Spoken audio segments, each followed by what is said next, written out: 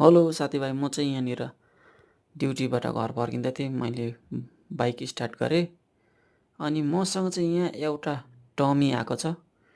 यो टमीलाई बोलाउँछु, आउँछ कि आउँदैन? ए टमी आयो आयो, टमी आयो। टमी यहाँ बस्यो। टमीले खासमा बिस्कुट मागेको रहेछ, तर बिस्कुट मैले ल्याइनँ। अब यसलाई भोलि चाहिँ दिनेछु म बिस्कुट, आज यतिकै यो। अब यो बिस्कुट ल्याएको छैन भनेर यो टमी चाहिँ अब भाग्छ। अब यो यहाँ यसलाई याद भयो बिस्कुट छैन भनेर, सधैँ यसलाई बिस्कुट दिन्थ्यो नि त। आज बिस्कुट छैन, यो गयो, लाग्दियो, यो आफ्नो बाटो लाग्दियो। है टमी बोलाउँदा पनि फर्केर मात्रै हेर्दैछ।